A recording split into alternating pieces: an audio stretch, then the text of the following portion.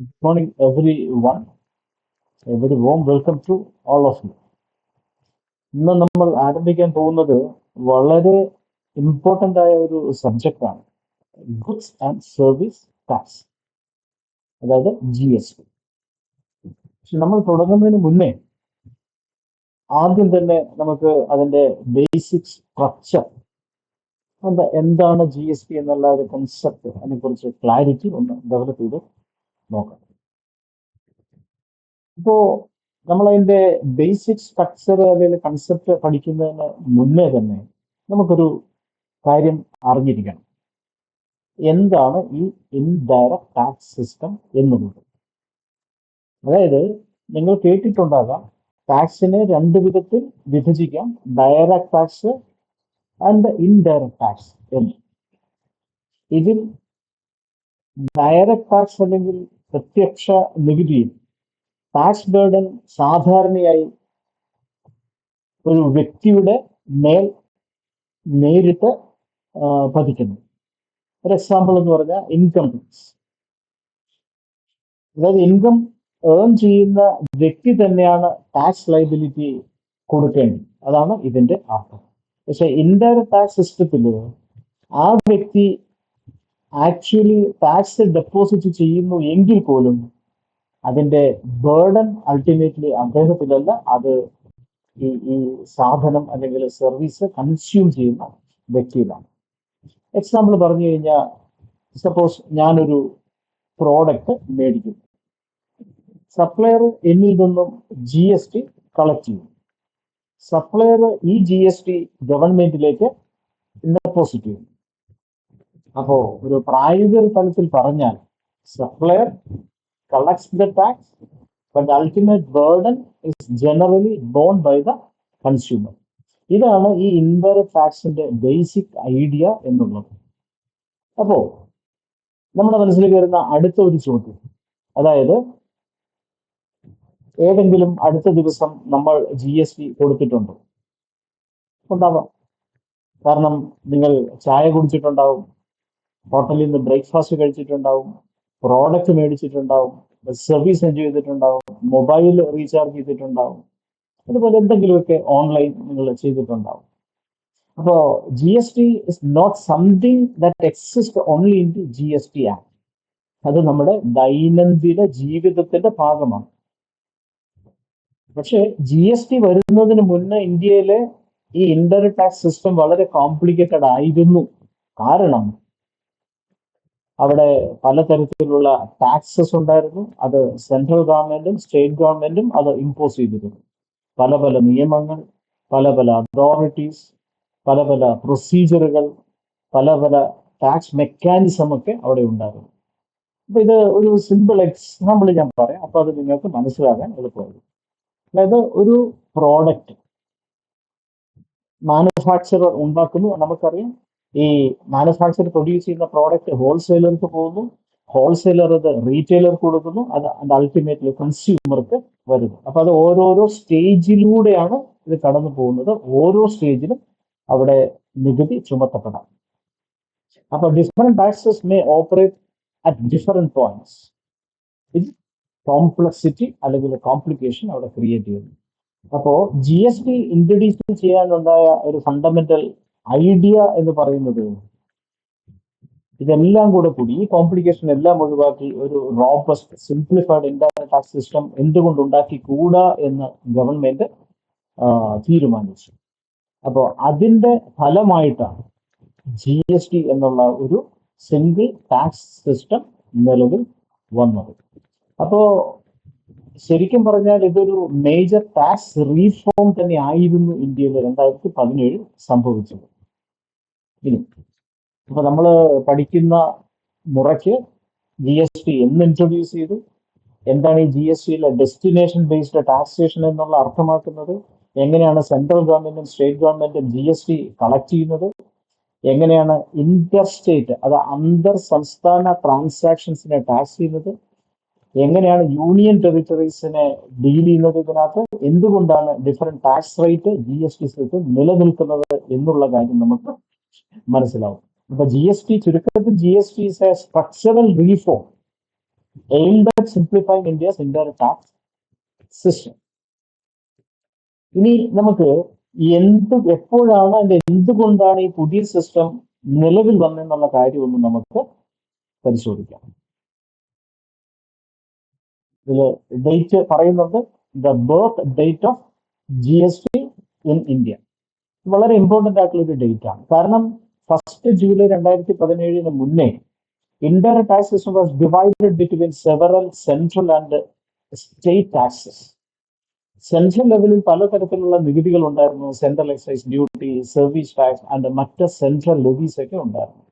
State ലെവലിൽ നമുക്ക് VAT ഉണ്ടായിരുന്നു, സെൻട്രൽ സെയിൽസ് ടാക്സ് ഉണ്ടായിരുന്നു, എൻട്രി ടാക്സ് ഉണ്ടായിരുന്നു, ലക്ഷറി ടാക്സ് ഉണ്ടായിരുന്നു, എന്റർടൈൻമെന്റ് ടാക്സ് ഉണ്ടായിരുന്നു, മറ്റ് വേരിയസ് അതർ ലെവീസ് അവിടെ ഉണ്ടായിരുന്നു. അപ്പോ ആ സിസ്റ്റം സിമ്പിൾ ആയിരുന്നില്ല. Manufacture could be dealing with one tax, service പ്രൊവൈഡർക്ക് മറ്റൊരു ടാക്സ്, സർവീസ് ടാക്സ്, ട്രേഡർക്ക് വാറ്റ്. അപ്പോ ഈ പറയുന്ന സാധനങ്ങൾ ഒരു സ്റ്റേറ്റിൽ നിന്ന് മറ്റു സ്റ്റേറ്റിലേക്ക് മൂവ് ചെയ്യുമ്പോൾ അവിടെ മറ്റൊരു ടാക്സ് വരും. അപ്പോ GST ഒരു major part of this indirect tax സിസ്റ്റത്തെ ഒരു കോമൺ ഫ്രെയിംവർക്കിൽ കൊണ്ടുവന്നു എന്നുള്ളതാണ് അവിടെ നടന്നത്. അതുകൊണ്ടാണ് നമ്മൾ പറയുന്നു GST എന്ന് പറയുന്നത് ഡെസ്റ്റിനേഷൻ ബേസ്ഡ് കൺസംഷൻ ടാക്സ് എന്ന് നമ്മൾ പറയുന്നത്. ശരിക്കും പറഞ്ഞാൽ GSTയുടെ വളരെ ഫൗണ്ടേഷൻ, അത് മോസ്റ്റ് ഇമ്പോർട്ടൻറ്റ് കൺസെപ്റ്റ് തന്നെയാണ് ഇത്. അതൊരു ചെറിയൊരു എക്സാമ്പിൾ നമുക്ക് പരിഗണിക്കാം. അതായത് ഒരു മൊബൈൽ ഫോൺ തമിഴ്നാട്ടിൽ ഉണ്ടാക്കുന്നു എന്ന് വിചാരിക്കുക. അത് കേരളത്തിലുള്ള ഒരു ഡിസ്ട്രിബ്യൂട്ടർക്ക് വിൽക്കുന്നു എന്ന് വിചാരിക്കുക. ഫൈനലി കേരളത്തിലുള്ള ഒരു കൺസ്യൂമർ അത് മേടിക്കുന്നു എന്ന് വിചാരിക്കുക. അപ്പോ when I ask you, where is the ultimate consumption? Answer is definitely Keralam. തമിഴ്നാട്ടിൽ ഉണ്ടാക്കിയ സാധനം അത് കേരളത്തിൽ വിറ്റു. GST എന്നുള്ളത് taxation should follow destination of consumption. എവിടെയാണോ കൺസംഷൻ സംഭവിച്ചത്, ഏത് സ്റ്റേറ്റിലാണോ അത് ഫോളോ ചെയ്യണം എന്നാണ് പറയുന്നത്. അപ്പോ GST ഫോളോസ് കൺസംഷൻ.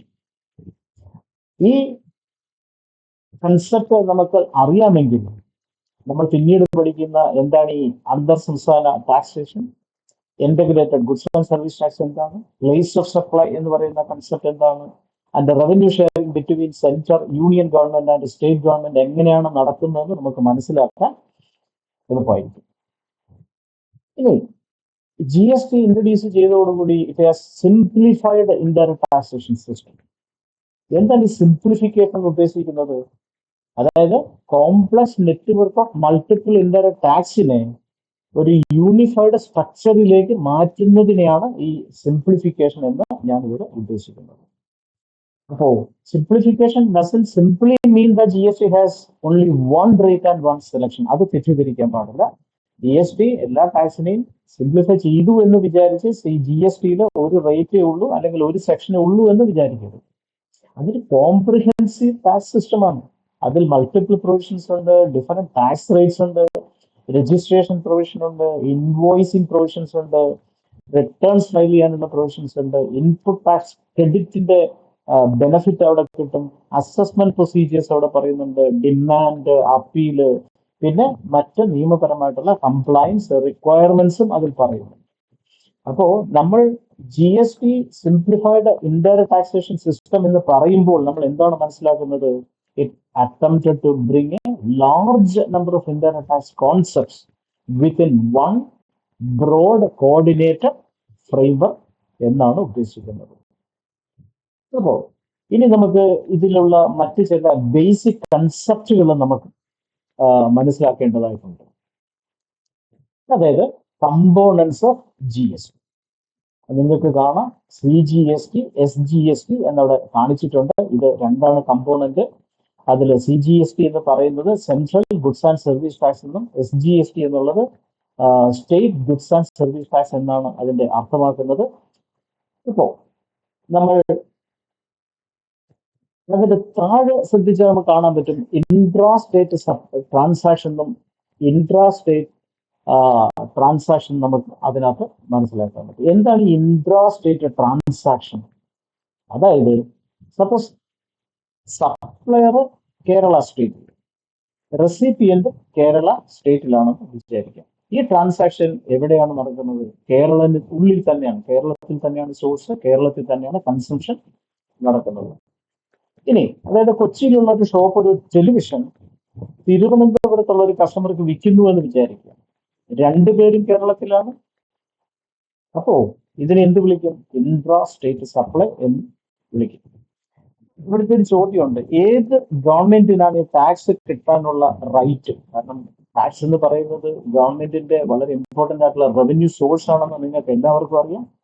അപ്പൊ ഇവിടുത്തെ ചോദ്യം, അത് സെൻട്രൽ ഗവൺമെന്റിന് പോകണോ, അത് സ്റ്റേറ്റ് ഗവൺമെന്റിന് മാത്രമേ പോകാവൂ, അത് കേരള ഗവൺമെന്റ് മാത്രമേ കിട്ടാവൂ എന്നുള്ളതാണ്.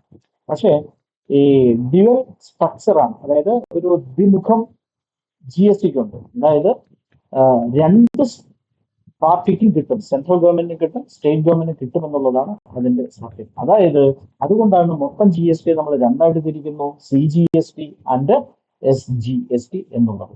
ഇപ്പൊ CGST എന്നുള്ളത് സെൻട്രൽ, അത് സെൻട്രൽ ഗവൺമെന്റിന് പോകുന്ന ഷെയർ ആണ്. SGST എന്നുള്ളത് സ്റ്റേറ്റ് ഗവൺമെന്റിന് പോകുന്ന ഷെയർ ആണെന്നുള്ള കാര്യം നമ്മൾ മനസ്സിലാക്കുക. അതായത് ഒരു എക്സാമ്പിൾ പറഞ്ഞ, ഒരു 1 ലക്ഷം രൂപയുള്ള വിലയുള്ള ഒരു സാധനം നമ്മൾ മേടിക്കുമ്പോൾ 18% നികുതി നമ്മൾ കൊടുത്താൽ അതിലെ മൊത്തം GST ആയ 18,000 രൂപയിൽ 9,000 രൂപ യൂണിയൻ ഗവൺമെന്റിനും ബാക്കിയുള്ള 9,000 രൂപ കേരള ഗവൺമെന്റിനും ആണ് പോകുന്നത്. നിങ്ങൾ ചിന്തിക്കുന്നുണ്ടാകും, എന്തിനാണ് ഇങ്ങനെയുള്ള ഒരു ഡിവിഷൻ? കാരണം നമ്മുടെ ഇന്ത്യൻ ഭരണഘടന പ്രകാരം India is A federal country. അവിടെ ഒരു സെൻട്രൽ ഗവൺമെന്റ് ഉണ്ട്, സ്റ്റേറ്റ് ഗവൺമെന്റുകളുണ്ട്, എല്ലാവർക്കും റെസ്പോൺസിബിലിറ്റീസ് ഉണ്ട്, എല്ലാവർക്കും റവന്യൂ ആവശ്യമാണ്. അതുകൊണ്ട് GST സിസ്റ്റം ഈ രണ്ട് ലെവൽ ഓഫ് ഗവൺമെന്റിനും വരുമാനം കിട്ടത്തക്ക തരത്തിലാണ് അത് സ്ട്രക്ചർ ചെയ്തിരിക്കുന്നത്. അപ്പൊ ചുരുക്കം പറഞ്ഞു കഴിഞ്ഞാൽ, ഇൻട്രാ സ്റ്റേറ്റ് സപ്ലൈ എന്ന് പറഞ്ഞാൽ അതിലെ GST രണ്ടാണ്, CGST പ്ലസ് SGST. ഇപ്പോ ഇതൊന്ന് നമുക്ക് ഈ എക്സാമ്പിൾ ഒന്ന് നമുക്കൊന്ന് ട്വിസ്റ്റ് ചെയ്ത് നോക്കാം. അതായത് സപ്പോസ് സപ്ലയർ കേരളത്തിലും റെസിപ്പിയന്റ് കർണാടകത്തിലാണെന്ന് വിചാരിക്കുക. ആ ട്രാൻസാക്ഷൻ ഇൻട്രാ സ്റ്റേറ്റ് ട്രാൻസാക്ഷൻ ആണോ എന്നുള്ള ചോദ്യത്തിന് ഉത്തരം നോ എന്നായിരിക്കും. കാരണം കേരള അതിർത്തി കടന്ന് കർണാടക സ്റ്റേറ്റിലേക്ക് ഈ സാധനം പോയി. അപ്പോ നമ്മൾ വീണ്ടും GSTയുടെ അടുത്ത കമ്പോണന്റിലേക്ക് പോവാണ്. എന്താണ്? IGST, അത് integrated goods and service tax എന്ന് പറയും. അതിൽ ഇന്റർ സ്റ്റേറ്റ് സപ്ലൈ അല്ലെങ്കിൽ ട്രാൻസാക്ഷൻ എന്ന് അവിടെ പറഞ്ഞിട്ടുണ്ട്. അപ്പൊ എന്താണത്? അതായത് സപ്പോസ് ഒരു എക്സാമ്പിളിലൂടെ ഞാനത് വിശദീകരിക്കാം. അത് സപ്ലയർ കേരളത്തിലും റെസിപ്പിയന്റ് കർണാടകത്തിലുമാണ്. ഇതൊരു സിമ്പിൾ ഇൻട്രാ സ്റ്റേറ്റ് ട്രാൻസാക്ഷൻ അല്ല, കാരണം അത് ഇന്റർ സ്റ്റേറ്റ് ട്രാൻസാക്ഷൻ ആണ്. അതുകൊണ്ട് ഇവിടെ കൊടുക്കേണ്ട GSTയെ പറയുന്ന പേരാണ് IGST എന്നുള്ളത്. എക്സാമ്പിൾ പറഞ്ഞാൽ, അത് മുൻ എക്സാമ്പിൾ തന്നെ എടുക്കുക. ഒരു പ്രോഡക്റ്റ് മേടിക്കുന്നു, 1 lakh റുപ്പിയാണ് അതിന്റെ വാല്യൂ. അതിന്റെ GST റേറ്റ് 18% ആണ് എങ്കിൽ നിങ്ങൾക്കറിയാം IGST എന്ന് പറയുന്നത് 18,000 ആണ്. അത് നിയമപ്രകാരം അത് സെൻട്രൽ ഗവൺമെന്റ് ആണ് ലെവി ചെയ്യുന്നതും അത് സെൻട്രൽ ഗവൺമെന്റ് ആണ് കളക്ട് ചെയ്യുന്നത്. ആ കളക്ട് ചെയ്തതിന് ശേഷം സെൻട്രൽ ഗവൺമെന്റ് ഇത് സ്റ്റേറ്റ് ഗവൺമെന്റും സെൻട്രൽ ഗവൺമെന്റും തമ്മിൽ അത് ഡിവൈഡ് ചെയ്യുമെന്നും നിയമം പറഞ്ഞു. അതായത് പകുതി സെൻട്രൽ ഗവൺമെന്റും പകുതി ഡെസ്റ്റിനേഷൻ സ്റ്റേറ്റിനും കിട്ടും എന്നുള്ളതാണ് ഇമ്പോർട്ടൻറ്റ്. ഇപ്പൊ ഇവിടെ ഒരു ഷെയറിനെ കുറിച്ച് നമ്മൾ പറഞ്ഞു, സെൻട്രൽ ആൻഡ് സ്റ്റേറ്റ് ഷെയർ എന്ന് അവിടെ പറഞ്ഞിട്ടുണ്ട്. അതെന്തുകൊണ്ടാണ് ഇമ്പോർട്ടന്റ്? കാരണം IGST ഒരു ഇന്റഗ്രേറ്റഡ് GST മെക്കാനിസത്തിലാണ് കളക്ട് ചെയ്യുന്നത് എങ്കിലും tax ultimately connected with sharing and apportionment of the GST between central and the concerned state. അപ്പോ ഈ ഒരു knowledge takes us back to the earlier knowledge, that is GST is destination based. അതായത് transaction originated in Kerala, consumption happens in another state, that is Karnataka. അപ്പൊ അതുകൊണ്ട് IGST mechanism is essential for interstate trade. ഇനി UTGST എന്നുള്ള ഒരു GST അതിൽ നമുക്കറിയാം. അതായത് ഇത് യൂണിയൻ ടെറിട്ടറീസിനാണ് ആപ്ലിക്കബിൾ ആയിട്ടുള്ളത്. ഇന്ത്യയിൽ തരത്തിലുള്ള യൂണിയൻ ടെറിട്ടറീസ് ഉണ്ട്. അതിൽ 2 or 3 യൂണിയൻ ടെറിട്ടറീസ് സ്റ്റേറ്റ് ലെജിസ്ലേച്ചറും ഉള്ള കാര്യം എല്ലാവർക്കും അറിയാമെന്ന് ഞാൻ വിശ്വസിക്കുന്നു. അപ്പോ നമുക്കൊന്ന് ചുരുക്കത്തിൽ പറഞ്ഞു കഴിഞ്ഞാൽ, സെയിം സ്റ്റേറ്റ് ആണെങ്കിൽ CGST plus SGST, different States ആണെങ്കിൽ IGST. ഇനി യൂണിയൻ ടെറിട്ടറിയിലാണ് നടക്കുന്നത് എങ്കിൽ CGST പ്ലസ് UTGST ആണ് അതിനകത്ത് കൊടുക്കേണ്ടത്.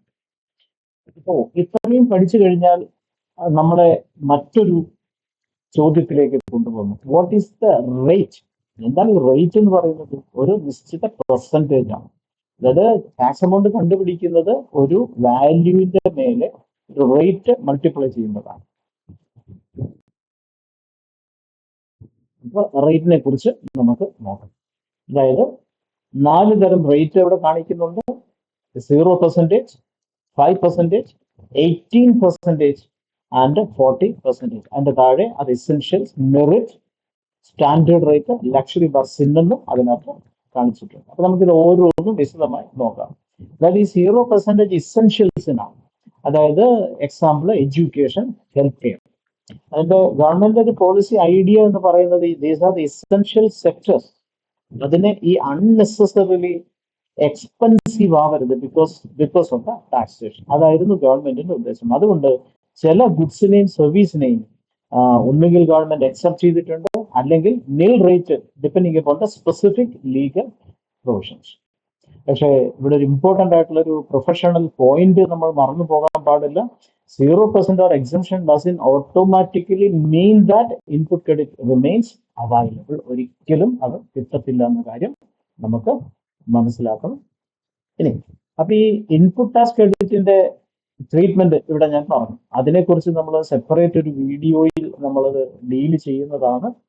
കാരണം അത് ഇത്തിരി ഇമ്പോർട്ടൻ്റ് ആയിട്ടുള്ള ടോപ്പിക് ആയതുകൊണ്ട് ഈ ഒരു വീഡിയോയിൽ കവർ ചെയ്യാൻ സാധ്യമല്ല. അത് ഞാൻ സെപ്പറേറ്റ് ആയിട്ട് ഡീല് ചെയ്യുന്നതായിരിക്കും. അപ്പം GST എപ്പോഴെങ്കിലും നമ്മൾ എക്സംപ്റ്റ് അല്ലെങ്കിൽ നിൽ റേറ്റഡ് എന്ന് എവിടെയെങ്കിലും കണ്ടു കഴിഞ്ഞിട്ടുണ്ടെങ്കിൽ നമ്മൾ ഇമ്മീഡിയറ്റ് ആയിട്ട് ചോദിക്കണം, what happens to the input tax credit? ഈ ചോദ്യത്തിന് ഉത്തരം നമുക്ക് സെപ്പറേറ്റ് വേറൊരു വീഡിയോയിൽ നമുക്ക് കവർ ചെയ്യാം. രണ്ടാമത്തേതാണ് 5%. അതായത് മെറിറ്റ് റേറ്റ് എന്ന് ഇതിനകത്ത് പറയുന്നുണ്ട്. അതായത് പാക്കേജ്ഡ് ഫുഡ് ആൻഡ് ഡെയിലി ഐറ്റത്തിന്. അതായത് ഇതിന്റെ മെയിൻ ഐഡിയ എന്ന് പറയുന്നത് keep the tax burden comparatively moderate for certain selected goods that are commonly consumed by the people.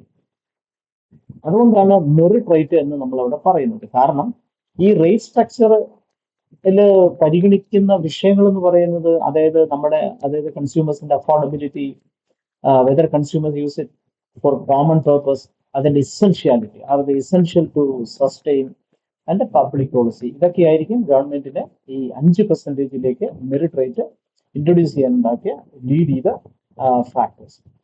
ഇനി മൂന്നാമത്തേതാണ് 18% സ്റ്റാൻഡേർഡ് റേറ്റ് എന്ന് പറയും. അതായത് അത് മോസ്റ്റ് ഗുഡ്സ് ആൻഡ് സർവീസസിനകത്ത് ആപ്ലിക്കബിൾ ആയിട്ടുള്ള ഇത് ഇമ്പോർട്ടൻറ്റ് പോയിന്റ് ആണ്. അതായത് large number of goods and services may fall under the standard rate of 18%.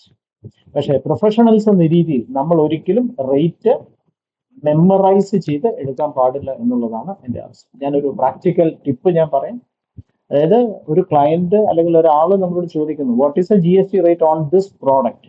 അപ്പൊ immediately without coming in to the rate immediately അപ്പൊ നമ്മൾ എന്ത് ചോദിക്കണം? നമ്മൾ ചോദിക്കേണ്ടത് ഈ പ്രോഡക്റ്റ് എന്താണ്, അതിന്റെ ക്ലാസിഫിക്കേഷൻ എന്താണ്, അതിന്റെ HSN അല്ലെങ്കിൽ SSC കോഡ് എന്താണ്, അത് എക്സംഷൻ ഉണ്ടോ, എന്തെങ്കിലും ഒരു കണ്ടീഷൻ അറ്റാച്ച് ചെയ്തിട്ടുണ്ടോ, അത് റേറ്റ് അമെൻഡ് ചെയ്യപ്പെട്ടിട്ടുണ്ടോ. അത് ചുരുക്കം പറഞ്ഞു കഴിഞ്ഞാൽ ഒരു ക്ലാസിഫിക്കേഷൻ ഡിറ്റർമൈൻസ് റേറ്റ്. അപ്പോൾ ക്ലാസിഫിക്കേഷൻ ബേസ് ചെയ്ത് മാത്രമേ റേറ്റ് നമ്മൾ സെലക്ട് ചെയ്യാവൂ എന്നുള്ള കാര്യം മനസ്സിൽ വെക്കേണ്ടത്. നാലാമത്തെ റേറ്റ് ആണ് 40%. അതായത് പഴയ 28% എന്നുള്ള റേറ്റ് 40%ത്തിലേക്ക് ഗവൺമെന്റ് അത് കൂട്ടുകയുണ്ടായി. അത് ലക്ഷറി ആൻഡ് സിൻ ആർട്ടിക്കിൾസിനാണ് ഉള്ളത്. അതായത് ലക്ഷറി കാറുകൾ, ടുബാക്കോ, സോഫ്റ്റ് ഡ്രിങ്ക്സിനൊക്കെ ഇത് ഉണ്ടാക്കും. കാരണം ഈ പറയുന്ന ഗുഡ്സ് എല്ലാം വളരെ ലക്ഷറി ആൻഡ് ഡീമെറിറ്റ് ഗുഡ്സ് ആണ്. അതായത് ടൊബാക്കോ ഒരിക്കലും നമ്മുടെ ആരോഗ്യത്തെ ഗുണകരമല്ല, അത് ദോഷകരമാണ്. അതിനെ സിൻ ഗുഡ്സ് എന്ന് നമ്മൾ പറയാറുണ്ട്. സോ ഗവൺമെന്റ് അതിനെ നിർത്തലാക്കിയില്ല. Government wanted to impose the highest rate of GST in India so as to restrict or to give a warning to the people not to use such goods. അല്ലെങ്കിൽ luxury articles ആണ് എങ്കിൽ U pay the highest GST rate and then enjoy. പറ്റുന്ന ആളുകൾക്ക് അത് ഉപയോഗിക്കാം. അപ്പോ നമുക്കിപ്പോ പറഞ്ഞു കഴിഞ്ഞാൽ, അതായത് 0% എന്നുള്ളത് ഇസെൻഷ്യൽസിൽ നിന്നും നമ്മൾ 5% ആയ കോമൺ യൂസ്ഡ് ഐറ്റത്തിലേക്ക് വന്നു. പിന്നെ 18% സ്റ്റാൻഡേർഡ്, അത് മോസ്റ്റ് ഗുഡ്സ് ആൻഡ് സർവീസസിൽ വന്നു. Ultimately 40% is applicable for luxury and sin goods എന്നുള്ള രീതിയിൽ പറയുന്നു. അപ്പോൾ സത്യം പറഞ്ഞു കഴിഞ്ഞാൽ ഈ ഗവൺമെന്റിന്റെ economic policy, social policy and affordability, luxury consumption, demerit consideration എല്ലാം ഇതിനകത്ത് ഉൾക്കൊള്ളുന്നു എന്നുള്ളതാണ് അതിന്റെ അർത്ഥം. ഇത് തന്നെയാണ് നമുക്ക് നമ്മുടെ ഇൻട്രോഡക്ടറി പാർട്ടിൽ നമ്മൾ കാണുന്നത്. ഇൻക്ലൂഡിംഗ് സെഷനിലേക്ക് വരികയാണ്. ഇതിൽ നമുക്ക് GST ഇന്ത്യയിൽ ഇൻട്രൊഡ്യൂസ് ചെയ്തതുകൊണ്ട് എന്തെങ്കിലുമൊക്കെ ഗുണം നമുക്ക് ഉണ്ടായിട്ടുണ്ടോ എന്നൊന്ന് പരിശോധിച്ചാൽ ചില ഗുണങ്ങളുണ്ട്. ഒന്ന്, unified and efficient tax system നമുക്ക് നിലവിൽ വന്നു. അതായത് ചുരുക്കത്തിൽ പറഞ്ഞ GST attempted to bring a major part of India's entire taxation within a common framework. ഒരു കോമൺ ഫ്രെയിംവർക്കിൽ മൊത്തം ഇന്ത്യയുടെ ടാക്സേഷനെ കൊണ്ടുവന്നു എന്നുള്ളതാണ് അതിന്റെ സത്യം. പണ്ട് എല്ലാ ബിസിനസ്സുകൾക്കും മൾട്ടിപ്പിൾ ടാക്സ് സിസ്റ്റവും ഡിഫറൻറ്റ് നിയമങ്ങളും അത് അനുസരിക്കേണ്ടതായിരുന്നു. അപ്പോ GSTയില് ഒരു ഇന്റഗ്രേറ്റഡ് സ്ട്രക്ചറാണ്. അതായത് നമുക്കതിനകത്ത് സപ്ലൈ എന്ന് പറയുന്ന term, taxation, ITC, registration, invoicing, റിട്ടേണുകൾ എങ്ങനെ ഫയൽ ചെയ്യണം, അതിന്റെ കംപ്ലൈൻസ് പാർട്ട് സെപ്പറേറ്റ് ആയിട്ട് അതിൽ പറയുന്നുണ്ട്. ഇതെല്ലാം ഗവൺമെന്റ് കൊണ്ടുവരുന്നതിന്റെ കാര്യം ഒരു unified and efficient tax system ഇന്ത്യയിൽ ആവശ്യമായിരുന്നു. അതിന്റെ പേരാണ് GST എന്ന് പറയുന്നത്. രണ്ടാമത്തെ ബെനിഫിറ്റ് ബൂസ്റ്റഡ് ഇക്കണോമിക് ഗ്രോത്ത് എന്നാണ്. അതായത് എങ്ങനെയാണ് ഒരു ടാക്സ് സിസ്റ്റം ഒരു രാജ്യത്തിന്റെ ഇക്കണോമിക് ഗ്രോത്തിനെ ബൂസ്റ്റ് ചെയ്യുന്നതെന്ന് ചോദിച്ചാൽ അത് ടാക്സ് ബാരിയേഴ്സ്, അതായത് പലതരത്തിലുള്ള ടാക്സ് കടമ്പകൾ അത് റെഡ്യൂസ് ചെയ്യുന്നു. Movement of goods and services all across the country becomes very easy. It creates A common national market, reduce cascading, tax on tax എന്ന് പറയുന്ന ഒരു ഇഫക്റ്റ് ഉണ്ട്. പിന്നെ ഉണ്ട് ഇറ്റ് എൻകറേജസ് ഫോർമൽ കംപ്ലൈൻസ്. ആളുകൾ ഇതിൽ നിന്നും ഇവേഷൻ നടത്താനുള്ള സാധ്യതകൾ വളരെ കുറവാണ്. ഇനിയാണ് അടുത്തത് ബെനിഫിറ്റ് ആണ് strengthen the central state relationship. നമുക്കറിയാം നമ്മുടെ ഫെഡറൽ സെറ്റപ്പാണ് നമ്മുടെ രാജ്യത്ത്. സെൻട്രൽ ഗവൺമെന്റും സ്റ്റേറ്റ് ഗവൺമെന്റും ഇൻഡിപെൻഡന്റ് ആണ്. കോൺസ്റ്റിറ്റ്യൂഷണലി അവർ തമ്മിൽ ഒരു കോഓപ്പറേറ്റ് ചെയ്ത് ഭരിച്ചാൽ മാത്രമേ ഇന്ത്യയിലുള്ള ജനങ്ങൾക്ക് ഗുണകരമായ വെൽഫെയർ സ്കീമുകളും രാജ്യത്തിന്റെ പുരോഗതി ഉണ്ടാകൂ എന്നുള്ള കാര്യവും നമുക്കറിയാം. ഇത് വളരെ ഇമ്പോർട്ടൻ്റ് ആയിട്ടുള്ള ഒരു ഫീച്ചറാണ്, എസ്പെഷ്യലി ഇന്ത്യൻ GST മോഡലിൽ. കാരണം CGST സെൻട്രൽ ഗവൺമെന്റ് കമ്പോണന്റും SGST സ്റ്റേറ്റ് ഗവൺമെന്റ് കമ്പോണന്റ് ആണ്. IGST എന്നുള്ളത് ഇന്റർസ്റ്റേറ്റ് ട്രാൻസാക്ഷനിൽ സെൻട്രൽ ഗവൺമെന്റ് ലെവി ചെയ്ത് അവർ കളക്ട് ചെയ്ത് അത് സ്റ്റേറ്റ് ഗവൺമെന്റും അവരും തമ്മിൽ വീതിക്കുകയാണ് ഇതിനകത്ത് പതിവ്. ഇതാണ് സത്യം പറഞ്ഞാൽ GST പോയിന്റ് ഓഫ് വ്യൂയിൽ ഈ സെൻട്രൽ സ്റ്റേറ്റ് റിലേഷൻഷിപ്പ്, ഒരു കോപ്പറേറ്റീവ് ഫെഡറലിസം എന്ന് പറയുന്ന ഐഡിയയുടെ നട്ഷൽ എന്ന് പറയുന്നത്. അതായത് നമുക്കറിയാം ഫിസിക്കൽ കോർപ്പറേഷൻ എന്ന ഫെഡറൽ സിസ്റ്റത്തെ കുറിച്ച് നമുക്ക് പ്രതിപാദിക്കേണ്ടത് ആവശ്യമാണെന്ന് എനിക്ക് തോന്നുന്നു. കാരണം കളക്ട് ചെയ്യുന്ന മൊത്തം റവന്യൂ പകുതി അവരെടുക്കുന്നു, പകുതി ഡെസ്റ്റിനേഷൻ സ്റ്റേറ്റിന് കൊടുക്കുമ്പോൾ അവിടെ ഒരു ഷെയറിങ് അവിടെ നടക്കുന്നുണ്ട്. അത് കൃത്യമായ രീതിയിൽ രാഷ്ട്രീയ പരിഗണനകൾ ഇല്ലാതെ കൃത്യമായ രീതിയിൽ അത് നടന്നാൽ എല്ലാ സ്റ്റേറ്റ് ഗവൺമെന്റുകൾക്കും സെൻട്രൽ ഗവൺമെന്റ് യൂണിയൻ ടെറിട്ടറീസിനും വളരെ ഉപകാരപ്രദമായി അവർക്ക് കൃത്യമായിട്ട് റവന്യൂ കിട്ടുകയും രാജ്യത്തിന്റെ വികസനം കൃത്യമായിട്ട് നടക്കുമെന്നുള്ള കാര്യം നമുക്ക് അറിയാവുന്നതാണ്. ഇപ്പോ എല്ലാ ബിസിനസ്സുകൾക്കും GST ഒരു കോമൺ ടാക്സ് ഫ്രെയിംവർക്ക് ഉണ്ടായി എന്നുള്ള കാര്യം നമുക്കറിയാം. അതായത് കോമൺ രജിസ്ട്രേഷൻ ലിങ്ക് ആണ്. എല്ലാ ഇൻവോയ്സിങ്ങും same all over India. Input tax ക്രെഡിറ്റിന്റെ ഐഡിയ യൂണിഫോം ആണ്. അപ്പോൾ പലതരത്തിലുള്ള ഇലക്ട്രോണിക് കംപ്ലയൻസും എല്ലാം എല്ലാ ആളുകൾക്കും ലഭ്യമാണ്. അപ്പൊ കൺസ്യൂമേഴ്സിന് tax generally reflect more transparency in ഇൻവോയ്സിലെ ട്രാൻസ്പെറൻസി, സുതാര്യത അത് ഉറപ്പാക്കും. അപ്പോ ഇതെല്ലാം കൂടി എന്താണ് ഗുണം? ഇത് ഒരു പ്രോസ്പെറസ് ഇന്ത്യയിലേക്ക് നമുക്ക് കടക്കാൻ പറ്റുന്നു. അതായത് ഇതൊരു സർക്കാരിന്റെ ഒരു ബ്രോഡ് എക്കണോമിക് വിഷനാണ് ഈ സിസ്റ്റം കൊണ്ടുവന്നതിലൂടെ. അപ്പോ നമ്മൾ ചോദിക്കേണ്ട ഇമ്പോർട്ടന്റ് ആയിട്ടുള്ള ഒരു ചോദ്യം, ക്ലയന്റ് നമ്മളോട് ചോദിക്കുകയാണ്, അതായത് I have entered in to a transaction, tell me whether GST is applicable. അപ്പോൾ എൻ്റെ ഒരു അഡ്വൈസ് എന്ന് പറയുന്നത്, നമ്മൾ ഇമ്മീഡിയറ്റ്ലി ചോദിക്കരുത് എന്താണ് അതിന്റെ റേറ്റ് എത്രയാണ്, അതല്ല ചോദിക്കേണ്ടത്. ആദ്യം നമ്മൾ അറിഞ്ഞിരിക്കേണ്ടത് ട്രാൻസാക്ഷൻ എന്താണ്, അത് സപ്ലൈ കഴിഞ്ഞോ ഇല്ലയോ, അതായത് അതൊരു GSTയിൽ പ്രതിപാദിക്കുന്ന സപ്ലൈ ആണോ, ആരാണ് സപ്ലയർ, ആരാണ് റെസിപ്പിയന്റ്, എവിടെയാണ് ഈ സപ്ലൈ നടന്നത്, അത് ഇൻട്രാ സ്റ്റേറ്റ് ആണോ ഇന്റർ സ്റ്റേറ്റ് ആണോ, ടൈം ഓഫ് സപ്ലൈ എന്താണ്, അതിന്റെ വാല്യൂ എന്താണ്, അതിന്റെ ആപ്ലിക്കബിൾ റേറ്റ് എന്താണ്, അതിൽ ഇൻപുട്ട് ടാക്സ് ക്രെഡിറ്റ് അവൈലബിൾ ആണോ. അപ്പോ ചുരുക്കത്തിൽ ഒരു GST അറിയുന്ന ഒരാളുടെ മൈൻഡ് സെറ്റ് എന്ന് പറയുന്നത് ഒരു ലോജിക്കൽ ഫ്ലോ വേണം. അതായത് സപ്ലൈ, പിന്നെയാണ് പേഴ്സൺ, പിന്നെയാണ് അതിന്റെ പ്ലേസ് അറിയണം, പിന്നെ ടൈം, പിന്നെ വാല്യൂ, പിന്നെയാണ് റേറ്റ്, പിന്നെ ഇൻപുട്ട് ടാക്സ് ക്രെഡിറ്റിനെ കുറിച്ചും, പിന്നെയാണ് കംപ്ലയൻസ് പാർട്ട് വരുന്നത്. ഈ ഒരു ലോജിക്കൽ ഫ്ലോ മനസ്സിൽ വെച്ചാൽ അതിന് GST മൈൻഡ് സെറ്റ് എന്ന് വേണമെങ്കിൽ നമുക്ക് പറയാം. അപ്പോ GST മൊത്തം പഠിക്കുമ്പോൾ ഒരു ഐസൊലേറ്റഡ് സെക്ഷൻസ് ആയിട്ട് പഠിച്ചിട്ട് കാര്യമില്ല.